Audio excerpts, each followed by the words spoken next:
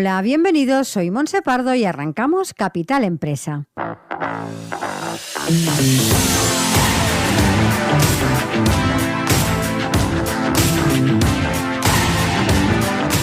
Cada día de lunes a viernes os estaremos acompañando de 12 a 1 del mediodía para hablar como siempre de empresas, de emprendedores y de comercio. Sigue con nosotros la actualidad que rodea al sector empresarial de la mano de nuestros colaboradores e invitados. Economía, inversiones, nuevos proyectos, comercio, formación, nuevas tecnologías. Como siempre, Capital Empresa, dando voz a tus necesidades.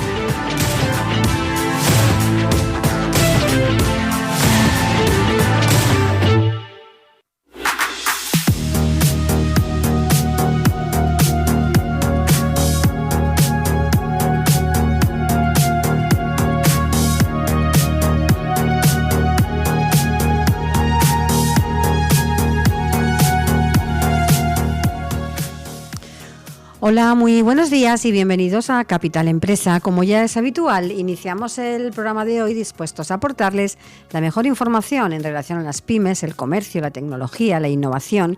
Y hoy, para empezar el programa, hablaremos de inteligencia artificial y de humanos digitales con la directora comercial de marketing y comunicación en WeHumans. Y continuaremos hablando de movilidad urbana con el socio director de innovación de The Valley. Así que, arrancamos.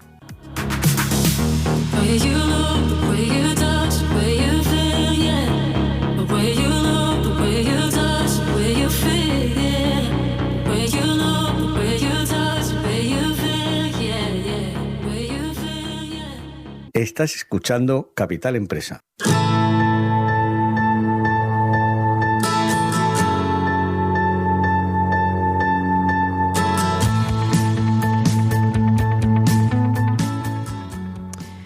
El chat GPT es un modelo de lenguaje desarrollado por OpenAI que utiliza inteligencia artificial para generar respuestas en conversaciones en línea. La inteligencia artificial permite a este chat aprender y comprender el lenguaje humano y proporciona respuestas precisas y coherentes a las preguntas y comentarios que recibe. La tecnología de inteligencia artificial en el chat GPT continúa mejorando a medida que más datos se entrenan en el modelo. Con la reciente demanda de soluciones de conversación automatizadas, este chat es un ejemplo del potencial y la capacidad de la inteligencia artificial en el campo del lenguaje y la comunicación. Y precisamente para hablar de inteligencia artificial contamos con la participación de María Pardo, directora comercial de marketing y comunicación en WeHumans. María, buenos días y bienvenida. Hola, buenos días, muchas gracias. Cuéntanos, para empezar y para conoceros un poquito mejor, ¿qué es WeHumans? Pues WeHumans es una empresa que a lo que se dedica es aplicar la inteligencia artificial a las relaciones humanas. Entonces, lo que nosotros hacemos es desarrollar esa inteligencia artificial en humanos digitales que son capaces de interactuar en cualquier entorno digital. Y lo que se pretende es que vean, oigan, hablan, entiendan y aprendan recreando conversaciones reales. Uh-huh. Eso es un poco el objetivo de nuestra empresa y a lo que dedicamos todos los esfuerzos.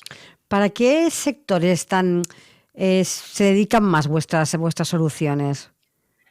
Pues cualquier tipo de atención al cliente, y entonces en ese sentido, pues sectores como están empezando a utilizarlos en banca, en seguros, en retail, en salud.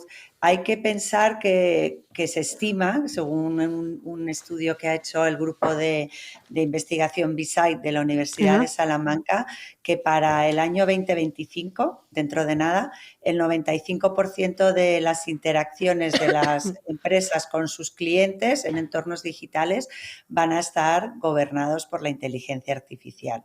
Así que vamos a tener que acostumbrarnos a lidiar con ella, y nuestra propuesta de valor, y es algo que creemos que nos hace diferentes, es utilizar la inteligencia artificial en el procesamiento del lenguaje natural, que es la disciplina que se usa en chatbot y en ChatGPT, pero dándole un lado humano. Nos gusta pensar que aportamos el lado humano a la tecnología digital. Para que nos entiendan bien nuestros oyentes, ¿qué debemos entender por humano digital? Un humano digital es la recreación de un ser humano en 3D, en tres dimensiones. Entonces son como unos humanoides, unos avatares hiperrealistas que tienen el aspecto que cada uno le quiera dar. Pueden ser hombres, pueden ser mujeres, pueden ser de cualquier tipo de morfología, raza, etnia, edad, y además no solo su aspecto físico, sino que también a nosotros nos parece muy interesante trabajar sus personalidades. Entonces definimos la personalidad de ese humano digital y a partir de ahí se crea el humano, que ya con el que puedes mantener una conversación mucho más natural que la que puedas pues, tener con un chatbot o con cualquier otro tipo de asistente virtual de este tipo. María, cuéntanos un poco de dónde surge o cómo se crea, ¿no? Y por qué se crea We Humans. Pues WeHumans nace de la necesidad que detectamos en el mercado de que la realidad es que las empresas cada vez tienen, bueno, empresas, instituciones, cualquier persona, todo el mundo tiene que atender cada vez más interacciones con sus clientes que cada vez están más digitalizados y eso hace que no haya equipo humano capaz de mantener esas interacciones. Y la respuesta que hasta ahora había en el mercado en modo de chatbot o de robots, pues no parecía demasiado satisfactoria. Hay un estudio de una consultora importante internacional que se llama Emergent Research, ¿sí? que decía que hasta el 82% de los consumidores mostraban cierta fatiga mental de tener que hablar con máquinas y preferían recurrir al humano real que a la máquina. Como eso a día de hoy es complejo y complicado que las empresas puedan mantener ese nivel de atención, pensamos que la mejor solución era tener una interfaz mucho más amable y mucho más parecida a nosotros y hacer verdaderos esfuerzos en que sean las máquinas las que aprendan a hablar con los humanos y no lo contrario. ¿Cuánto tiempo, María, lleváis en el mercado? La idea nace en el año 19, pero realmente ya con un producto finalizado, acabado y en el mercado es en el año 2022. A partir de ahí hemos empezado a colocar nuestros humanos en diferentes sitios y hay muchos proyectos en curso porque están en proceso de... Pero los vamos a ver. De hecho, un dato que también es muy importante para entender el alcance que esta tecnología o que este nuevo nicho de mercado puede tener, pues también de la misma consultora de Emergent Research, estiman que el mercado global de estos humanos digitales pueda llegar a ascender a los 530.000 millones de dólares en el 2030. O sea que en una década vamos a ver muchos humanos digitales donde ahora estamos viendo chatbot y vamos a interactuar con ellos de una manera más similar a lo que ahora lo hacemos entre nosotros. María, desde que se crea la idea o desde que surge, ¿no?, en ese 2019 a fecha de hoy, donde bueno, la tecnología ha corrido, vamos, una barbaridad y sigue corriendo. ¿Cómo nos describirías toda vuestra evolución? Además, nacéis pre-pandemia, con todo lo que ha supuesto como revolución digital en la post-pandemia. Es decir, ¿cómo ha sido todo este vuestro proceso?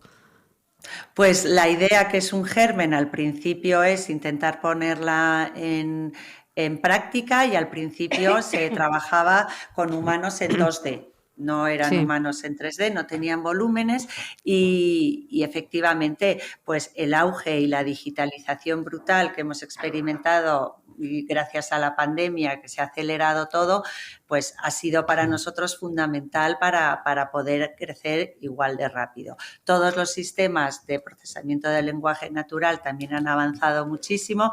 ChatGPT ha sido como la bomba que nos ha a todos entusiasmado y que hemos visto las capacidades reales, pero hay muchas otras también, muchos sistemas de inteligencia artificial aplicados al lenguaje que han evolucionado mucho. La convergencia de la capacidad de un modelaje 3D con esta capacidad de construir un procesamiento natural del lenguaje ha hecho que dar forma al producto definitivo que tenemos hoy, que son estos humanos de We Humans.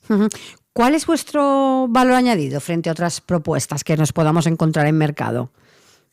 Pues de una parte terminamos de cerrar el círculo de la comunicación, porque estos humanos digitales, además de poder darte una respuesta guiada, sensata y eficiente de lo que tú buscas, que hay algunos chatbots que ya lo consiguen, incorporan pues comunicación no verbal, incorporan análisis de sentimiento para saber su interlocutor cómo se encuentra, y además aportan muchas funcionalidades porque son capaces de apoyarse en archivos multimedia. Mientras están hablando te pueden ir enseñando vídeos, te pueden ir enseñando documentos, te pueden ayudar a rellenar un cuestionario, pueden hacer encuestas, investigaciones de mercados, pueden hacer pasarela de pagos, tienen hasta 19 funcionalidades certificadas que en función de las necesidades de cada cliente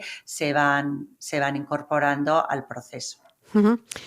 Comentaba al inicio de la entrevista cómo la inteligencia artificial, por ejemplo, permite al chat GPT pues aprender, comprender el lenguaje humano. Tengo que decir que para ponerlo en práctica y para realizar esta entrevista, la entradilla de esta entrevista la he realizado con el chat GPT para comprobar si realmente era tan infalible como dicen. La verdad es que no he tenido que tocar ni un punto ni una coma. ¿En qué momento dirías que se encuentran en nuestro país las tecnologías basadas en inteligencia artificial?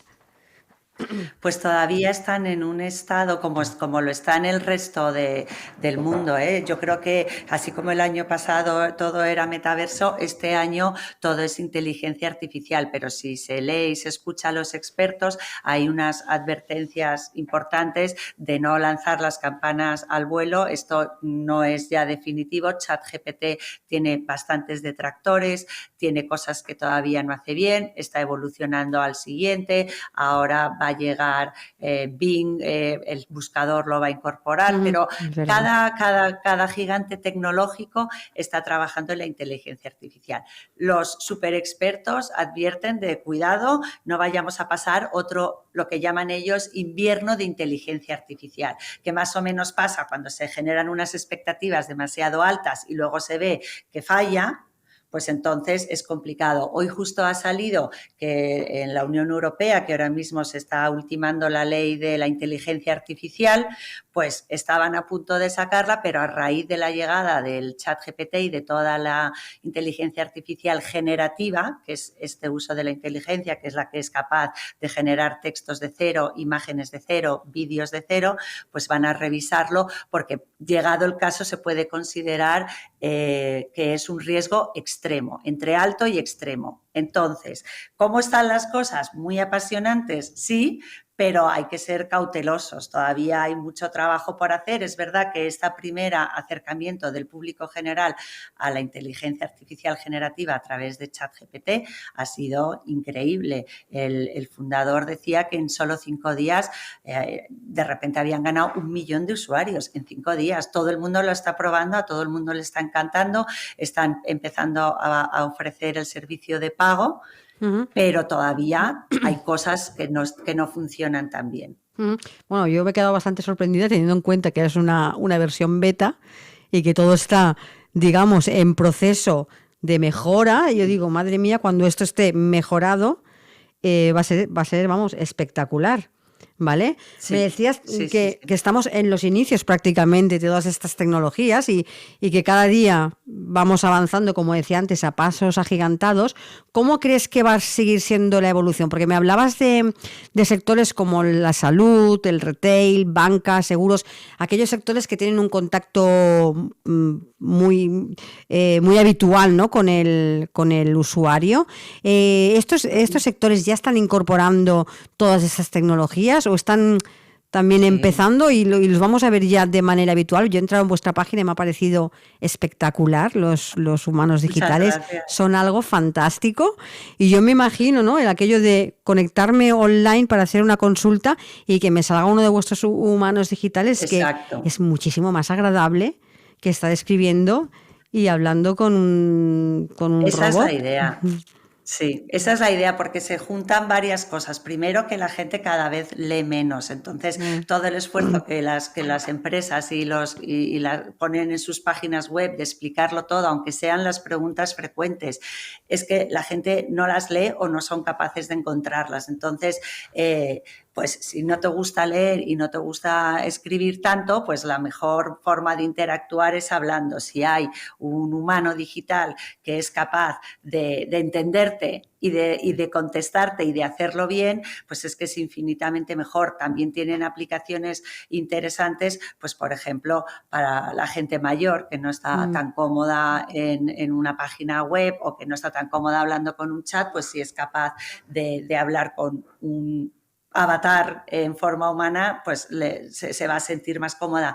Luego, por ejemplo, hay otro tema que, como al final son máquinas, tienen una apariencia muy estupenda, pero son máquinas, no juzgan y no se cansan, y entonces pueden recibir mejor que nadie, pues a lo mejor cosas que una persona no se atreve a preguntar para no parecer menos listo, en el caso de temas financieros, temas de hipotecas, temas de créditos, pues cargados con la información correcta, pues estos avatares les puedes preguntar 1000 veces, te lo pueden explicar de 1000 maneras y tu reputación queda intacta. Lo mismo que cuando quieres denunciar algo o quieres compartir algo que te puede dar pudor, estas cosas también están estudiadas, que a través de un humano digital, pues como además pueden mostrar empatía, pero lo más importante es que no juzgan, no Claro. juzgan nada, lo que les digas, pues entonces es más fácil hasta para todo, hasta para enfadarte, porque el otro no responde. Hay veces que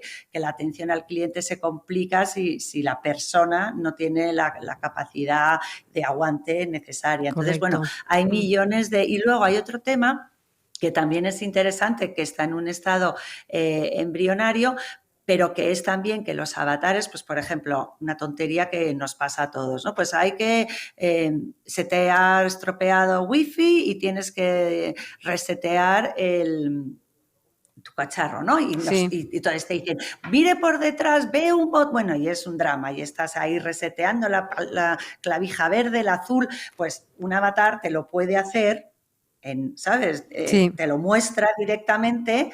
Claro, y es que es mucho más amigable y mucho más fácil de entender. Y lo mismo, pues para enseñarte unos ejercicios de rehabilitación. O sea, las aplicaciones que se están viendo para este tipo de solución son casi infinitas, tanto como lo que da la relación humana. María, lo comentabas tú, ¿no? Tienen aspecto humano, pero al fin y al cabo son máquinas. Exacto. ¿Cómo vamos a controlar el tema de la privacidad, la ética? Este es un debate que creo que está encima de la mesa cuando hablamos de inteligencia artificial en todos los sectores. Sí.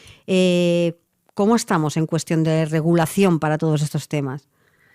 Pues mira, yo creo que los europeos somos pioneros, somos los primeros que vamos a lanzar nuestra ley de inteligencia artificial, y más o menos resumida, que yo ni soy jurista, ni soy experta, ni he participado, pero lo dividen en 4 grados de riesgo. Entonces, por ejemplo, estas cosas que son capaces de cogerte a ti y meterte en un vídeo o hacerte hablar, que es el deepfaking, pues eso está requete prohibido. También va a estar súper prohibido, o tiene que estar siempre que te puedan grabar por la calle y utilizar tus datos biométricos para cualquier cosa. También está complicado, porque el problema de la inteligencia artificial es que la manera de entrenarla, pese a que la inteligencia artificial es muy lista y está desarrollada, el entrenamiento es muy básico. Tú le tienes que alimentar con un montón de información, y entonces a partir de ahí él ya toma sus propias decisiones, ¿no? Y esa información, que es una de las grandes pegas que le pone todo el mundo los expertos a ChatGPT, es que va cargada de sesgos Claro. Un montón de sesgos y un montón que puede llegar pues contenidos que sean tóxicos. Y entonces esa es una gran parte de la ética.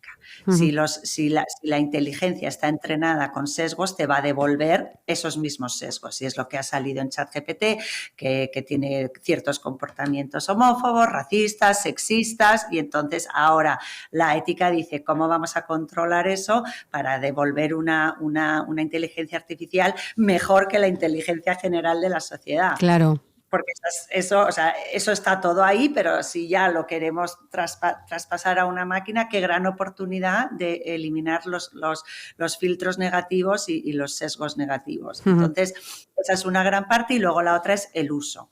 Está prohibido que se pueda utilizar un algoritmo de detección de posibles delitos para que tú lleves a la policía más a un barrio que a otro, porque eso pues al final pues no deja de ser una cosa que ataca a las minorías, o a la hora de la conducción automática que pones por encima si tienes que elegir, porque esos son problemas éticos reales y morales a los que se enfrenta la inteligencia artificial. Que eliges antes a una persona mayor, a un niño, ¿a quién salvas? O sea, no sé, son un millón de cosas. Entonces, la parte de ética y de moral en esto es importantísima. Y de hecho ya hay corrientes que realmente así la están estudiando, ¿no? Entonces, hay una que se llama el aitrismo, o sea, que es la inteligencia, y va de eso. Habla de gobernanza, habla de confianza, de equidad, de fiabilidad, de robustez, pero todo eso lo tiene que hacer un humano. Hay que legislar y luego hay que supervisar a la inteligencia artificial. Otra de las cosas de ChatGPT es que no sabes de dónde ha sacado los resultados. La información, claro. No sabes si son buenos, los puedes dar por buenos o no.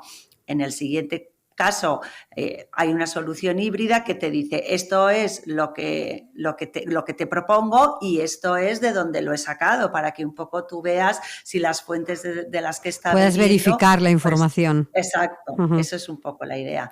Pero eso es un proyecto a medio plazo. O sea, es verdad que la ley europea es la primera que va a salir y yo creo que va a sentar las bases de lo que luego puedan hacer en Estados Unidos o en China o en otros países, pero todavía se sabe mucho de esa ley, pero todavía no está pública.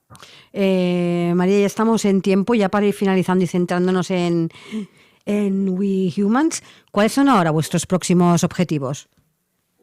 Nosotros ahora lo que estamos es en fase de desarrollo. Entonces, estamos colocando humanos digitales en los sectores que nosotros consideramos estratégicos y en diferentes casos de uso, desde el más obvio, que es simplemente responder a las preguntas frecuentes, pero también para un Smart Hospital, pues hacerle toda la gestión de las citas o las citas de los talleres, que son cosas que realmente no aportan un gran valor añadido al profesional que las tiene que hacer, pero sí que sí que pueden ser resueltas por una inteligencia artificial de manera eficaz, efectiva, y así liberar a los agentes humanos para que hagan otras cosas que sí que son más importantes.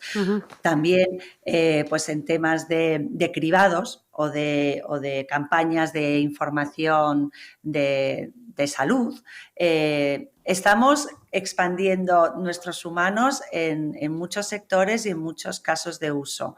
Y también hay una parte importante para el retail, que es todo lo que se pierde al pasar de la experiencia física de una tienda a la experiencia digital, o sea, un e-commerce, que se gana muchas cosas, pero se pierde esa atención, ese momento de poder recomendar, esa figura del vendedor, que en una tienda física es tan importante y un buen vendedor vende cualquier cosa, intentar trasladarla a las webs a partir de estos humanos que sean capaces de recomendarte en función de fisionomía, de tendencias, de lo que, de tu estilo de vida y poder dar con el producto adecuado. Son muchas las aplicaciones y muchos los proyectos que tenemos entre manos y esperamos a lo largo del año que se vayan viendo. María, ahora sí, ya para finalizar, tenemos 3 segunditos. Recuérdanos vuestra página web para aquellos oyentes que nos han estado escuchando y quieran seguiros y quieran ver lo que hacen y quieran ver vuestros humanos digitales, que son espectaculares. Muchas gracias, Monse. Pues es wearedigitalhumans.com, que en español es somosloshumanosdigitales.com. wearedigitalhumans.com. Pues Ahí María, nos pueden ver y mil perfecto. gracias. María, muchísimas gracias por haber participado en nuestro programa, por hablarnos de algo tan que estamos ya viendo día a día, que es la inteligencia artificial. Vamos a ver ahora cómo se sigue desarrollando. Muchísimas gracias. Gracias a vosotros. Un saludo.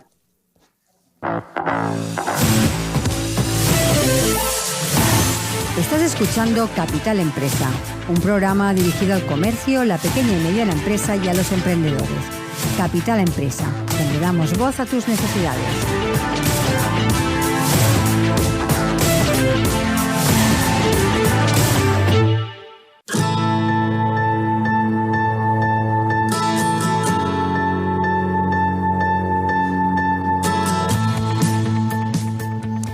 El sector de la movilidad está experimentando un cambio rápido y transformador.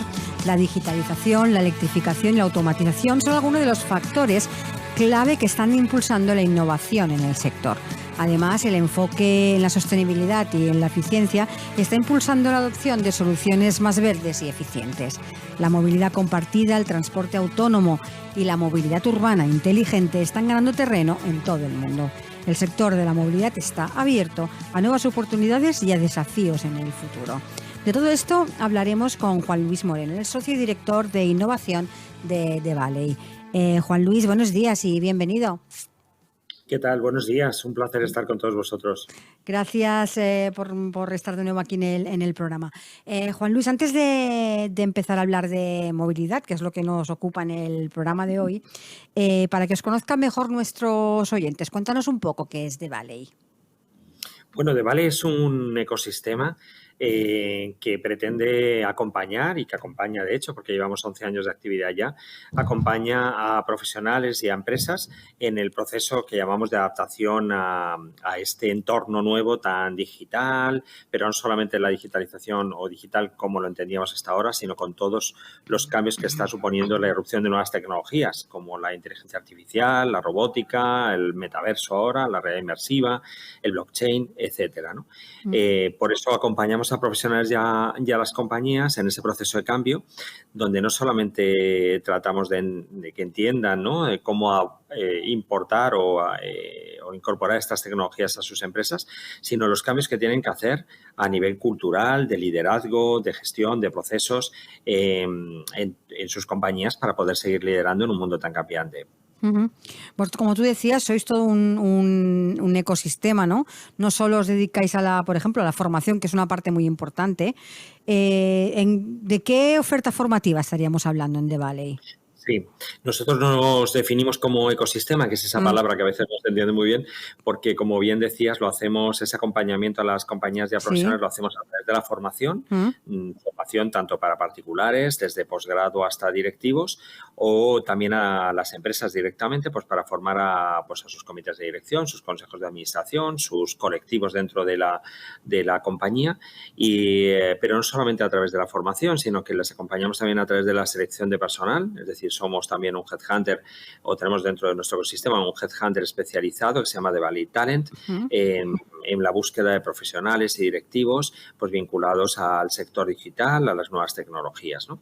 También tenemos un fondo de inversión para apostar por el emprendimiento en nuestro país en empresas tecnológicas basadas en estas tecnologías y tenemos también un espacio coworking para startups en nuestro propio edificio y lo que para nosotros es el corazón del ecosistema, que es The Place, ese centro de innovación experimental desde donde publicamos precisamente pues informes sectoriales de cómo las nuevas tecnologías están perfilando nuevos futuros para todos los sectores de actividad o donde ponemos a debatir o invitamos a debatir a filósofos, tecnólogos, antropólogos, sociólogos, porque este cambio tan importante en nuestra sociedad y en nuestras compañías y en nuestros sectores, pues requiere repensar muchas más cosas que, como decía, no incorporar solamente tecnología, sino repensar nuestro modelo de gestión, de trabajo, de liderazgo, de cultura y sobre todo para poder abordar los retos que se nos presentan, ¿no?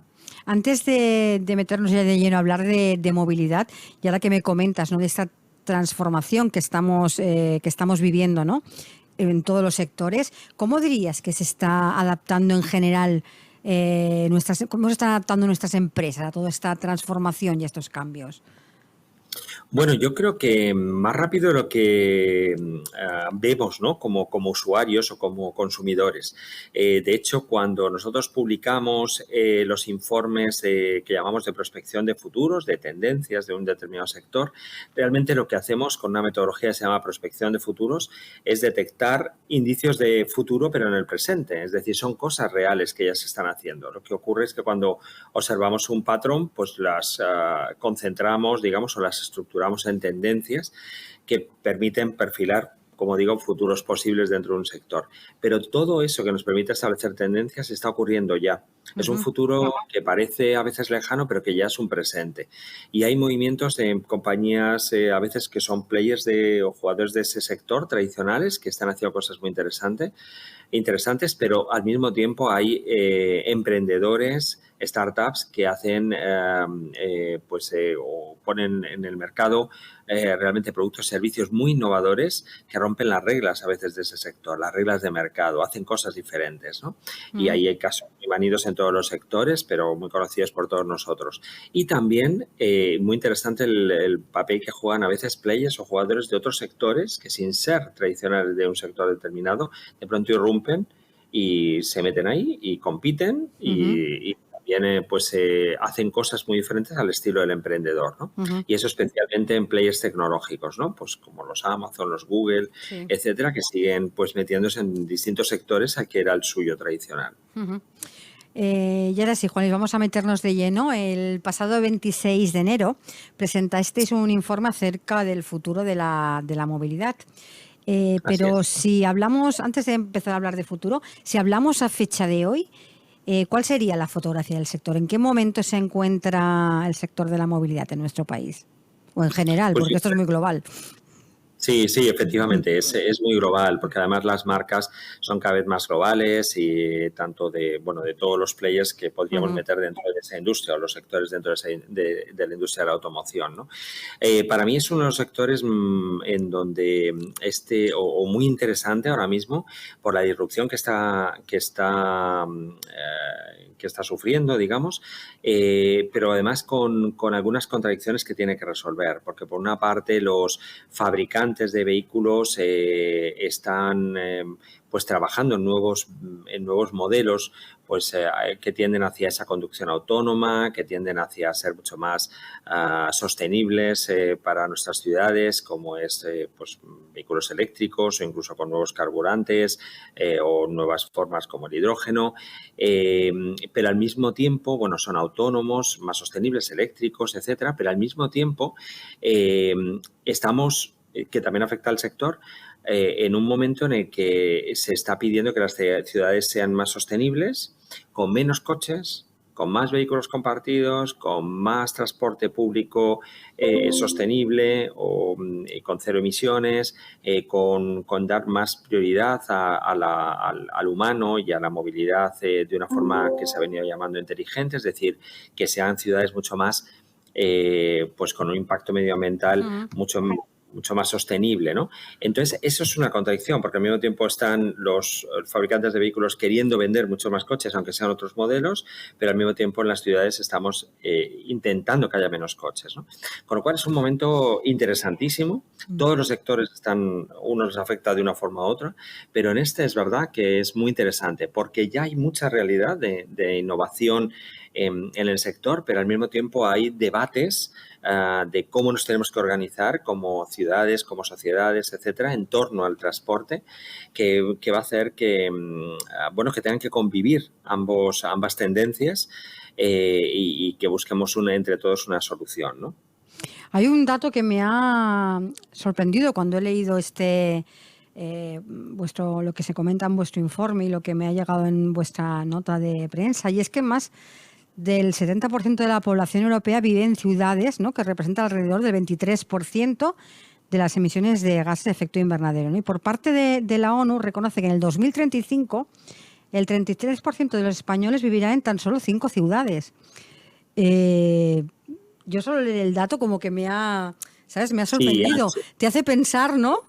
pararte y Sí. decir, bueno, a ver, Sí, efectivamente, ¿no? Bueno, no, son previsiones que efectivamente o predicciones que han sido publicadas recientemente, sí, pero al mismo tiempo es verdad que se está trabajando en todos los países de la Unión Europea por intentar que no ocurra eso, es decir, que no se concentre toda la población en torno a pocos núcleos urbanos, sino al revés, dotar de infraestructuras a todos los países para evitar ese fenómeno que se ha llamado aquí en España la España vaciada, ¿no? sí. Cómo se puede no solamente invertir con instituciones públicas o con financiación para el desarrollo de todas las zonas geográficas que hasta ahora habían sido pues más pues que habían sufrido más este fenómeno de la España vaciada por centrarnos en nuestro país, pero para ello es muy importante el tema del transporte porque para el desarrollo de cualquier zona geográfica como un centro realmente de actividad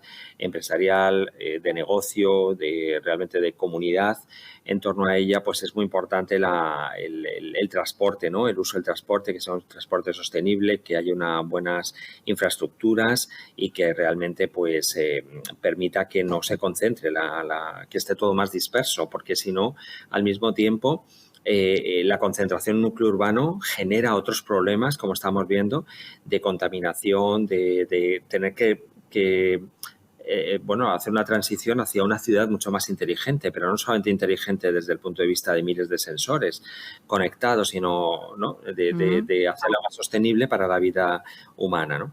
Ahora que me estás hablando, solo un punto, ¿no? Ahora que me estás hablando de esta dispersión, ¿no? Es decir, de no concentrarnos todos en el núcleo urbano, claro, hablamos de movilidad, pero es que intervienen muchísimos otros sectores claro. que también se tienen que transformar, porque hablamos del transporte, como podría ser el transporte público para movernos dentro, fuera de entrar y salir a la ciudad, pero todo el resto de infraestructuras que necesitamos para trabajar, y etcétera, etcétera, etcétera, también tiene que transformarse para que podamos, ¿no? Es decir, movernos de vivir en la ciudad a vivir a otro sitio con las mismas garantías y con las mismas calidades.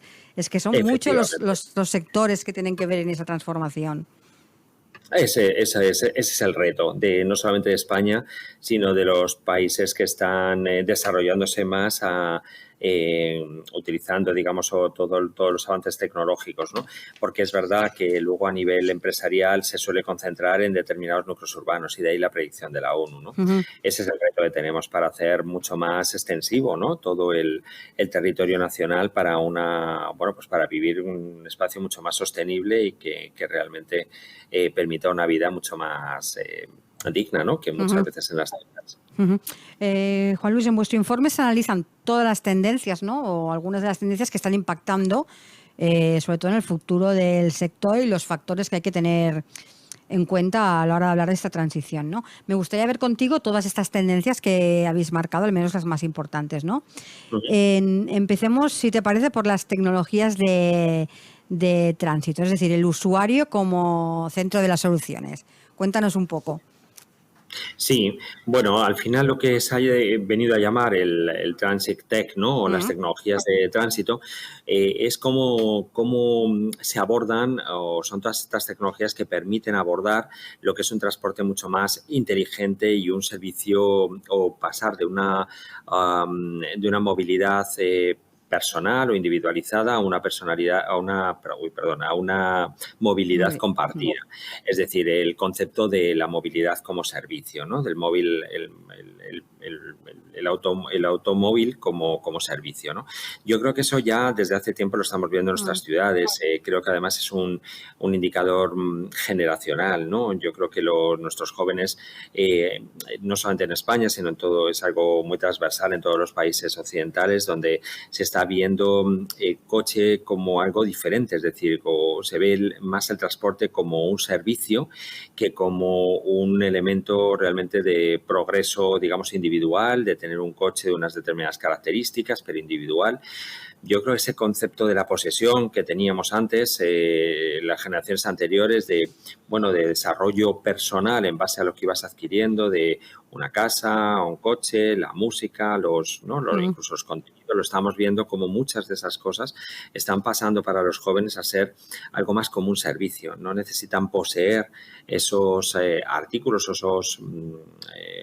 esos elementos, digamos, para hacer una progresión. Lo ven de una forma mucho más pragmática, ¿no? Necesito realmente un coche, comprarme un coche para transportarme o bien dentro de la ciudad o de una ciudad a otra. Y la respuesta para la mayoría de los jóvenes es no. O sea, ahí se han creado muchos conceptos, no solamente de vehículo compartido, sino de los patinetes en las ciudades, la apuesta también por hacer unas ciudades mucho más sostenibles con el uso de la bicicleta, con otros elementos realmente, y muchos de ellos no propios, incluso esos son compartidos, para entender esa movilidad como un servicio y no como realmente un artículo a veces de lujo que hay que poseer, ¿no? Sí. Eso es un cambio generacional, ¿no? Incluso sé que entre empresas se han hecho estos transportes compartidos para llevar a los trabajadores a las empresas, llevarlos fuera y dentro del núcleo urbano. Han compartido, sobre todo en polígonos, etcétera, han compartido el transporte de empresas, que me parece también una iniciativa importante. Interesantísima, efectivamente, porque al final todo eso redunda en una reducción de la emisión de emisiones de carbono y realmente pues en hacer unas ciudades mucho más sostenibles, mucho más ecológicas, ¿no? Por eso hay mucho, también lo que hemos detectado es una tendencia también a una mayor colaboración entre entorno público y privado para crear plataformas de datos que sean compartidos para que esa movilidad compartida y esas pues sea más eficiente para los players que trabajan en ese terreno, en ese sector, y al mismo tiempo para que las administraciones obtengan datos importantes del uso de esos servicios, de manera que se puedan mejorar las infraestructuras, optimizar, hacer más eficiente el tráfico dentro de la ciudad, crear áreas de zonas o áreas realmente de baja velocidad al final el dato es fundamental, como lo sabemos en todos los sectores, para poder optimizar y para hacer más eficientes nuestras compañías. Pues en este caso es lo mismo, ¿no? Y es un mercado que realmente no va a parar de crecer y, las estimaciones son que tenga un valor de más de 900 millones de dólares, casi 1.000 millones de dólares en el 2029, ¿no? Con lo cual es una de las claves. Otra de las tendencias, y casi diría objetivo, es el de la sostenibilidad y el de cero emisiones, que creo que es hacia ahí donde queremos dirigir nuestro enfoque de todas las ciudades, ¿no? Sí, efectivamente, y ahí claramente pues sabemos la apuesta de la Unión Europea por el desarrollo en esa Agenda 2030 de los coches eléctricos, que tienen también su reto, porque el problema es que ahora mismo digamos que las infraestructuras para carga de los vehículos casi de la Unión Europea se concentran en Alemania, en Francia y en Países Bajos. España, por ejemplo, solamente tiene el 3% y es el segundo país, si no me equivoco, en extensión, y sin embargo pues tiene todavía muy poco cubierta toda la red de recarga, y es uno de los retos que hay que hacer, ¿no? Porque claramente el vehículo eléctrico pues se convierte pues en un vehículo mucho más pues cero emisiones y por tanto mucho más sostenible para el medio ambiente, pero tiene este problema, no este reto, no es un problema, es un reto, o sea, es un problema que se puede solucionar. Hay que hacer grandes inversiones para dotar de mayor zonas de carga de los vehículos, y en este sentido se han aparecido muchas tecnologías muy interesantes, incluso de carga en el hogar, pero al mismo tiempo que se genere energía para el hogar, es decir, carga bidireccional. Hay robótica que se está aplicando en los parkings para que el propio robot sea autónomo y vaya a cargar el vehículo, porque no todos los parkings cuentan con zonas de recarga. Hay mucho movimiento en este sentido e inversiones, pero no solamente el coche eléctrico es el objetivo de esta tendencia, ¿no? De la sostenibilidad y de las emisiones, de cero emisiones, digamos, el objetivo para cumplir emisiones, sino también el uso del hidrógeno, por ejemplo, está siendo de los nuevos combustibles y también de combustibles sintéticos, ¿no? Hay novedades en este sentido y yo creo que vamos a ver un gran movimiento en búsqueda de alternativas a lo que es hoy por hoy la gasolina o los combustibles fósiles, ¿no? A los que estábamos acostumbrados. Otro de las tendencias importantes es el de se habla muchísimo de eso, los vehículos autónomos y la asistencia avanzada. Es otro punto que vosotros señaláis en vuestro informe. Sí, efectivamente, porque son una realidad, porque están ahí ya, ¿no? No hay la mayoría de los fabricantes de vehículos han creado ya sus primeros prototipos y el tema para mí es el reto de la regulación, ¿no? Cómo nos organizamos y cómo también hay un tema, yo creo, generacional, que estamos acostumbrados a conducir nuestros coches, a que una generación que ha vivido conduciendo su propio coche, o muchas generaciones que han vivido conduciendo su propio vehículo, cómo se acostumbran ahora a no controlarlo de alguna forma, de una forma manual, ¿no? Entonces hay un reto de educación, digamos, de la población, pero al mismo tiempo de regulación de las ciudades y las regulaciones también en otro ámbito, ¿no? Que es el ámbito ético, por así decirlo. Eso te quería decir yo, porque creo que la tecnología está, pero que queda por definir, ¿no? De qué forma, ¿no? Sí. La parte ética creo que es muy importante en este tema. Sí. Hay una anécdota que siempre se cuenta, ¿no? Que es cómo se resuelve cuando hay un coche autónomo y el algoritmo tiene que aprender a tomar decisiones, y entonces si surge cualquier inconveniente y hay una persona anciana a un lado, hay un niño al otro y hay una piedra en el medio, entonces con la piedra en el medio el usuario que va dentro del coche autónomo se mataría.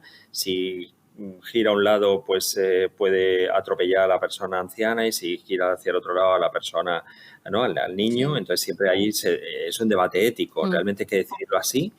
Porque una persona ha vivido más o porque el otro niño, pero no. Bueno, eso es un caso típico en los másters. Al final el MIT lo resolvió de una forma aleatoria, es decir, que el algoritmo actúa de una forma aleatoria porque es casi lo que decían, lo más cercano a la realidad. No te da tiempo a tomar una decisión y casi es algo, un impulso que tienes en ese momento de dar un volantazo hacia un lado a otro según cómo hayas percibido como usuario el peligro, pero sin pensar racionalmente en qué decisión estás tomando, ¿no? Con lo cual, bueno, pero es un buen ejemplo de hasta qué punto la ética en la construcción de los algoritmos que van a manejar realmente esa conducción autónoma, pues va a ser un reto, ¿no? Por eso la tecnología está ahí, pero hay que todavía profundizar en los retos que plantea desde un punto de vista ético, desde un punto de vista regulatorio, desde un punto de vista de organización de las ciudades y también de esa brecha, digamos, que se produce en generaciones que vienen acostumbrados a funcionar con los vehículos de otra forma, ¿no? Sí, pero te lo digo por experiencia, que he subido en un coche que estuve durante un rato estuvo conduciendo de forma autónoma, y la verdad que yo sufría un poquito, porque estando subida digo, madre mía, aquí sin manos, sin controlar absolutamente nada, hay que hacer un cambio importante de mentalidad en el tema. Sí. Por eso muchos coches están, incluso Apple, que va a lanzar su propio coche. Sí. Al principio era sin volante y sin pedales, y ahora se está planteando que efectivamente en situaciones o en ciudades o en determinadas circunstancias sea un híbrido, digamos, entre conducción autónoma y conducción manual. Y otros de los retos que creo yo importantísimos, y ahora que cada vez estamos más hiperconectados y conectados a todo, es el tema de la ciberseguridad. Claro, sí, sin duda. Todos los grandes avances tecnológicos tienen esta contrapartida, ¿no? El riesgo de hackeo, que lo estamos viendo, ¿no? En infraestructuras clave, lo hemos visto con el tema de la energía, desgraciadamente, últimamente, pero pues es un problema, ¿no? Ya en el 2021 se hizo ya en Reino Unido un hackeo a una red de recarga eléctrica, es decir, que puede dejar sin funcionar un montón de vehículos si fuera el uso masivo, por ejemplo, de vehículos eléctricos. Pero no solamente eso, sino estamos hablando del coche autónomo, pero para ser autónomo también tiene que estar conectado, y de ahí toda esa infraestructura de sensores entre las ciudades y los coches para avisar de peligros, para que esa conducción autónoma sea lo más segura posible. Y claro, es un problema, ¿no? Es decir, es una infraestructura que al final son vulnerables y que hay que invertir muchísimo en una ciberseguridad constante, porque a medida que se hacen se van solucionando problemas, aparecen nuevas formas, ¿no? Y estamos viendo realmente realmente cómo lo han ido consiguiendo. Hay casos en donde se han planteado en redes sociales entre jóvenes el reto de hackear determinados vehículos, ¿no? Y eso es algo que nos tenemos que acostumbrar, y por eso la ciberseguridad en todos los ámbitos, no solamente en este, es un reto para nuestra nueva sociedad cada vez más tecnológica, ¿no? Juan Luis, después que hemos visto contigo esas tendencias, ¿no?, o algunas de las tendencias del sector, ¿cuál es en estos momentos el reto más inmediato al que se enfrentan las ciudades? Bueno, yo creo que es esa conjunción, como decía, entre cómo pasamos de una ciudad actual a una ciudad mucho más inteligente no solamente por uso de tecnologías para su mejor planificación y eficiencia en el transporte, sino para que sean más sostenibles, poniendo el foco en el ser humano y no en los vehículos, y que realmente los vehículos sean, aunque sean muy tecnológicos, pero que realmente vayan hacia esa tendencia del cero emisiones y que vayamos hacia un concepto de movilidad compartida, ¿no? Entonces, ¿cómo regulamos todo eso? ¿Cómo reordenamos nuestras ciudades para que sean más sostenibles por un lado, que seamos capaces de abordar esta transición hacia la movilidad como servicio con vehículos cada vez más sofisticados? Y eso que no hemos hablado de los vehículos también voladores en nuestras ciudades, que son ya una realidad, que están ahí, y también el problema es que hay que regularlo, pero que realmente lo estamos viendo ya en algunas ciudades para transporte a los aeropuertos, y son una especie de drones gigantes, no nos lo imaginemos como helicópteros, son como drones gigantes que realmente son autónomos, eléctricos, voladores, y que también podrían descongestionar nuestras ciudades tal y como las conocemos ahora mismo, ¿no? Ya para finalizar, Juan Luis, para aquellas personas que nos están escuchando que quieran más información acerca de todo lo que hacéis desde Devalley, o que directamente quieran contactar con vosotros, déjanos una página donde se encuentren rápidamente. Muy bien, pues mira, te voy a dejar, Monse, el devalley.es, ¿vale? Donde tenéis información de toda la actividad que hacemos, o si quieren expresamente sobre nuestros eventos, devalley.es/eventos. ¿Sí? Y te voy a dejar también clubtheplace.com, The Place como el lugar en inglés, ¿Sí? clubtheplace.com, porque es ahí donde publicamos todos los contenidos de todo lo que hacemos en la parte de divulgación de nuestro centro de innovación llamado The Place. Pues Juan Luis, como siempre, muchas gracias por haber participado en nuestro programa para hablarnos de un tema tan importante en estos momentos como es el de la movilidad urbana. Muchísimas gracias. Pues muchísimas gracias, Monse, una vez más por invitarme. Muchísimas gracias. Hasta luego, un saludo. Adiós.